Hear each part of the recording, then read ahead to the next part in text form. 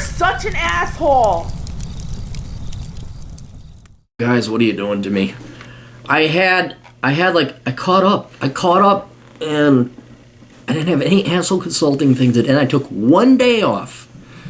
And I get it through, and then today it's like it keeps coming in, which is fine. I love it. I just, there was a time when Cappy didn't want to be it takes time being an asshole. I need a couple days off. All right, hey asshole, what tips would you give to recent college graduates who need to get their foot in the door for an entry-level full-time 8 to 5 wage slave job? I'm about to graduate with a degree in mathematics from a large public university, a 3.7 GPA, and a year of paid internship under my belt. I feel I've done everything right academically, but it is a pain in the ass to do. But it's still a pain in the ass to get any full-time job lined up for when I graduate. Even though entry-level jobs exist in my field, data science, I see way more jobs asking for a master's degree plus 3 years experience. Yeah, because the HR cunts have gotten in there now. Well, we can... So, I don't know, for data science, Microsoft offers a data science certification. That's what I'm recommending everybody do before you go and piss away another. Look, you guys just busted your ass off in either a data science bachelor's, a statistics bachelor's, math, and all that. And I was like, well, we prefer... Well, fuck you. Fuck. I wish everyone would just say, fuck no, we're not getting master's degrees.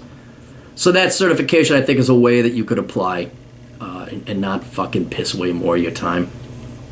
Is it just me, or is it really tough to get your first job, full-time job, initially out of college? Even with the year of experience under my belt, it doesn't seem to be enough for most employers. I'm wondering if this was the case with you, since you said you did high-level economic analysis for your boss as an intern once. Yes, I did. But you also said you had shitty jobs in banking when you started full-time. Yes, I did. It was hard to get jobs. It was totally hard. I'd like to hear what advice you'd give to new graduates who didn't major in a bullshit subject, but are still struggling to find an entry-level job. I'm sure you've been in our shoes, and I'd like to know what you did to get your feet on the job ladder. Well, keep in mind, I had a horrible career. I mean, my career in banking should not be emulated.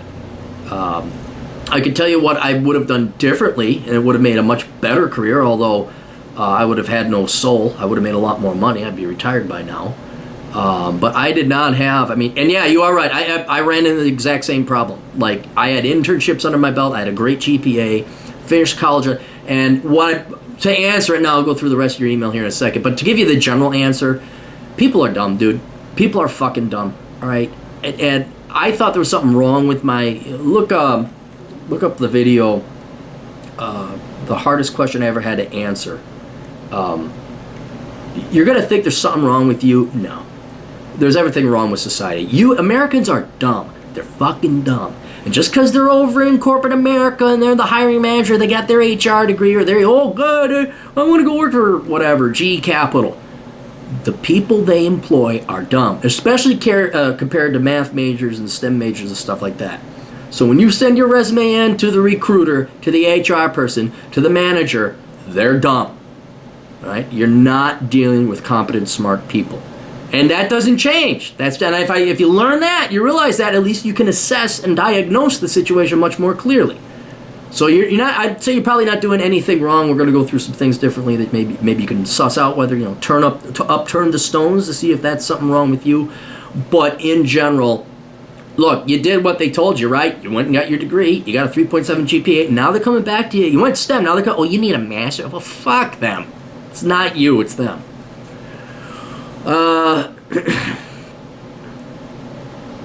And what you'd recommend to people today get their feet on the job ladder. Solution I thought about is publishing some personal machine learning objects on GitHub to show potential employers I can actually do the work they want. No, don't publish anything that you could sell. Don't publish anything of value.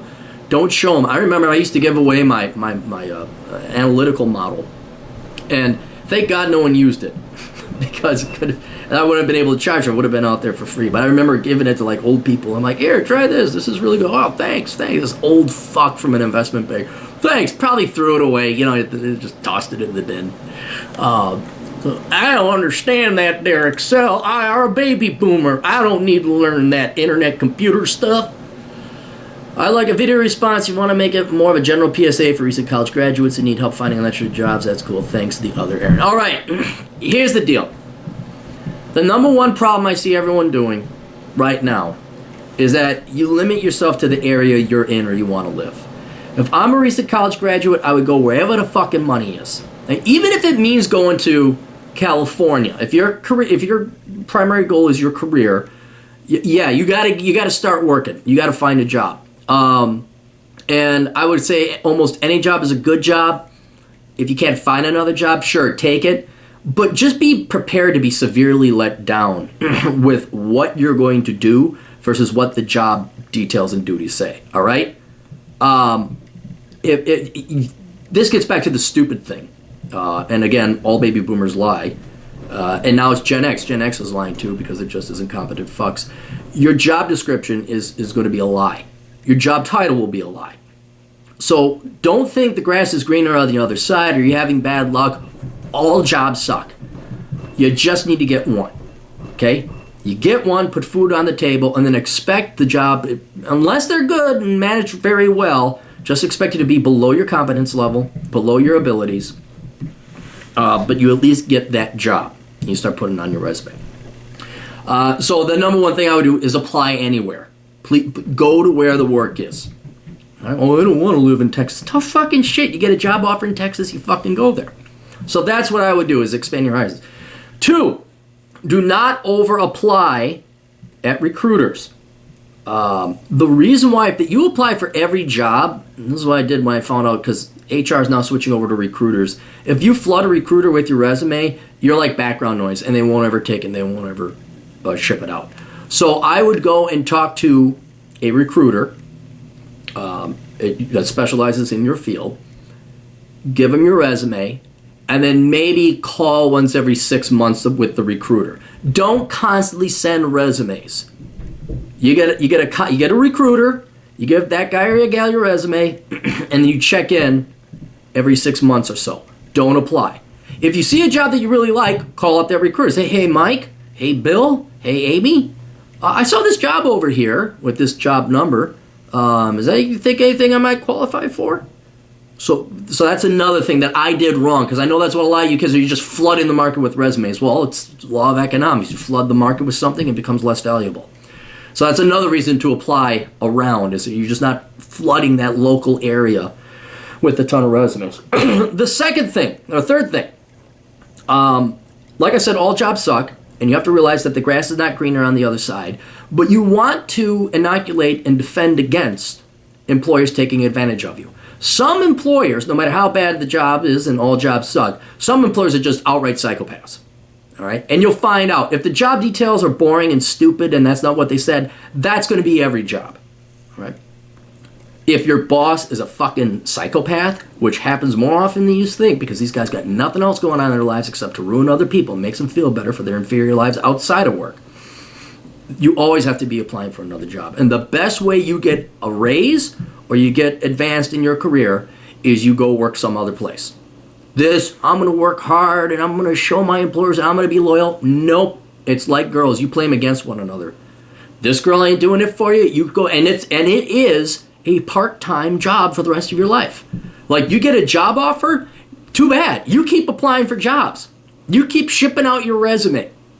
Probably not in the same company or the same industry, like somewhere else. And you're always looking. If the boss says, what's this with you applying for other jobs? I am always keeping my options open. I always look for jobs. I am always on the hunt for better opportunities. Nothing's happened yet. This is still the best opportunity, but I always keep my eye open, keep a line in the water. They'll usually respect that. Some people will fire you on the spot, but you are always looking for another job. And then you can become choosy. Then you can become choosy. Because now you got a job, and then also you get another job. Like, okay, is this really going to pay me? And you say, well, I got a job, I don't need money, so I'd like to ask for $65,000. And if they balk at that, too bad. What are the specific details? Maybe I do want to work over in North Carolina. Maybe I'm sick and tired of working in California. So it's not until you have a job, and no matter what it is, as long as it's in your industry, it's adding to your resume, then the real work begins, and that's finding a better job that pays you more. Now, you're going to have to do about 6 months to a year at least in your first job. Unless you're doing contract work, which is also good. Again, contact a recruiter, because then it's a 3-month to 6-month deal, and it's part-time. Oh no, that's just contract work. That's fine. That's still experience. That's good. Sometimes you get more experience. Contract work is scaled to the actual amount of work that's there to do. Unlike full-time work, which is not scaled. It's like, well, you have 2 hours of work to do a day, but we're going to force you to be here 8 hours a day anyway. So contract work is fine. That's also versatile. But then when you start looking for other jobs, that is where all of a sudden, after you get that year in, and you want a good reference, you're very happy. You're Mr. Corporate Man, unless your boss is a psychopath. In which case, if you don't find a job and you psycho, then you just quit. You don't tolerate abusive behavior. Absolutely not. And you don't even put that on your resume. But then you start getting the secondary jobs. Then you have something that you can play with. Now you can start playing the game of playing them off against one another. But it is like, I would go every, at least once a week, go through, see what job offers are out there across the country or in this town or that town, and you send a resume or two out there. Then finally, what I would be doing is some kind of, this is in Bachelor Pad Economics, if you can, do some kind of entrepreneurial stuff on the side, or at least start planting the seeds of that, because ultimately that's what's going to get you out and allow you to negotiate. Like right now, I had a recruiter email me. I'm like, I'm sorry, I bill out at $200 an hour now. I don't make $200 an hour. I bill out at $100 an hour at Asshole Consulting, and if I have to give any more of my free time, it's going to be $200 an hour. And I said, it's executive work and it's no bullshit. And they haven't come up with it because no one's going to really afford that. But I'm in that position now. So if someone actually does come around and say, yeah, we will pay you $200 an hour, cool. But to get to that point, you need to have not only another job offer, maybe even a part-time job, but you need to have some kind of entrepreneur business venture going on. What that is, that's an entirely different discussion. But that's something that you start thinking about, at least now. You start thinking about, what do I want to do? You keep your eye open for different business ideas. And if you want to know what type of business to start, look up the videos. I got to tell, what type of business should I start? I have a ton of videos where I yell and curse that you say, I don't know, but it should have these traits. But that's, again, a different topic. But otherwise, in general, be willing to move anywhere. Once you get a job in your field. Don't settle for peanuts, but don't be, well, I expect $50,000 a year, okay. If a better job comes along, like you took a $30,000 a year job because it was there, but all of a sudden someone comes up with a $50,000, you say bye, and that's economics. That's real world. That's a labor market. That guy not going to pay you enough. You go, where's $50,000? I said, well, why is it you don't pay me $30,000? I'm going to go over here. Keep your eyes open. Always applying. Always on the hunt. Contract work if you can. That's not bad either. Maybe go to school part-time. I do more certifications in your case, like that data science certification through Microsoft. But inevitably down the road, you're playing for entrepreneurship. So lower your expectations. Realize people are stupid. No, it's not your fault. It is this hard. It is that hard to find a job out of college. All right? You stand a little bit better chance if you're in IT or STEM, etc. I mean, imagine being a fucking English major. Holy shit. And they got to go work at baristas. They never do anything with their degree.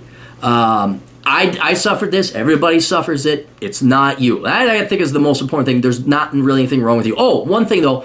Let us make sure it's not you. I would use your employer, your employers, your school's employment resources. Do mock interviews. Because I probably could have benefited from that. It's also going to make sure, because I don't know you, you might have a booger hanging out of your nose. You might have some fucking gay-looking goatee shit going on that you just don't have the puberty for. You might you might show up and you stink, all right? There's 100 other things. Rather than me try and guess them, go do some mock interviews. Go to your school's employment resource center. Tell them to be brutally honest. Get resume help. That's another thing. Keep in mind there's no clear rules about resumes. And just kind of use that. Make sure that there's nothing obvious on that end before you apply. But I'm going to assume you're normal and logical. Chances are that's not you. It's just that's how corporate America is. The only dumber motherfuckers in corporate American stooges and cubicle slaves and management is the fucking public sector. All right? And not by a lot. They're not that much dumber. But corporate America is full. It's just there's a reason Dilbert is so popular because corporate America is full of stupid people, and that's what you're really running into. So don't let it get you down too much. Don't go and say, "Hey, this guy told you were all stupid." It's just all this glamour they told you and all that television you watch and how everything works out perfect. Yeah, now it's the real world, and I think the first lesson you learn is that you don't get a job like that like they told you would. All right, you guys got questions? The old Captain's got answers. AssholeConsulting.com. Get my book, Bachelor Pad Economics. It'll help you a lot. It addresses things like interviews and jobs and the job hunt, and a ton of other information in there that'll help you recent college graduates out. All right, best of luck to you. Toodles.